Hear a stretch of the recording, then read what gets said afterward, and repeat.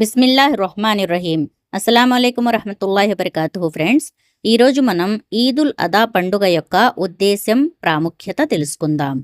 ఈదుల్ అదా అంటే బక్రీద్ పండుగ ముస్లింల ముఖ్యమైన పండుగ.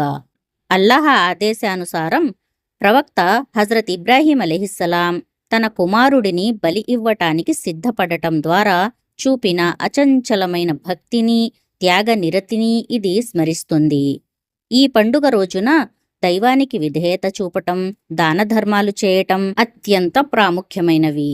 దైవభక్తి మరియు విధేయత అల్లాహ్ పట్ల తనకున్న ప్రేమను నిరూపించుకోవటానికి హజరత్ ఇబ్రాహీం అలైహిస్సలాం తన ప్రాణప్రదమైన కొడుకును సైతం త్యాగం చేయటానికి వెనుకాడలేదు. ఈ త్యాగభావాన్ని, అల్లాహ్పై నమ్మకాన్ని ముస్లింలు ఆదర్శంగా తీసుకుంటారు. ఖుర్బానీ అంటే త్యాగం. ఈ పండుగ సందర్భంగా ముస్లింలు మేక, గొర్రె లేదా ఇతర జంతువులను ఖుర్బానీ ఇస్తారు. దాన ధర్మాలు అంటే సహాయం చేయటం. ఖుర్బానీ ఇచ్చిన మాంసాన్ని 3 భాగాలుగా చేస్తారు. ఒక భాగం పేదలకు, 2వ భాగం బంధువులకు, 3వ భాగం తమ కుటుంబానికి వినియోగిస్తారు.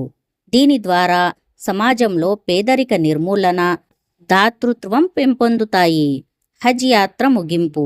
ఇస్లామిక్ క్యాలెండర్ ప్రకారం చివరి నెల అయిన జుల్హిజ్జా 10వ రోజున ఈ పండుగను జరుపుకుంటారు. ఇది ప్రపంచవ్యాప్తంగా ముస్లింలు నిర్వహించే పవిత్రమైన హజ్ యాత్ర ముగింపును సూచిస్తుంది.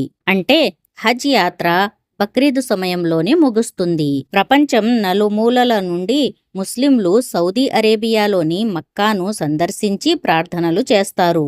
ప్రార్థనలు మరియు విందులు. ఉదయాన్నే మసీదుల్లో లేదా ఈద్గాహలో ప్రత్యేక ప్రార్థనలు అంటే నమాజ్ చేస్తారు. ప్రార్థనల అనంతరం ఒకరికొకరు ఆలింగనం చేసుకుంటూ ఈద్ ముబారక్ అని శుభాకాంక్షలు తెలుపుకుంటారు. ఈ పండుగ స్వార్థాన్ని త్యజించి మానవత్వాన్ని, దయను, ప్రేమను పంచుకోవాలనే సందేశాన్ని ఇస్తుంది. బక్రీద్ అని పిలువబడే ఇస్లామిక్ పండుగ ఈదుల్ అదా ఇస్లామిక్ చంద్రనెల జిల్హిజ్జా యొక్క 10వ రోజున ఈ పండుగ జరుపుకుంటారు. బక్రీద్ పండుగ త్యాగాల సందేశాన్ని తెలియజేస్తుంది. అల్లాహ్ చూపిన మార్గంలో నడవాలి అని ఈ పండుగ తెలుపుతుంది. ఇస్లామిక్ క్యాలెండర్ ప్రకారం ఈదుల్ అదా ఎల్లప్పుడూ ఒకే రోజున వస్తుంది.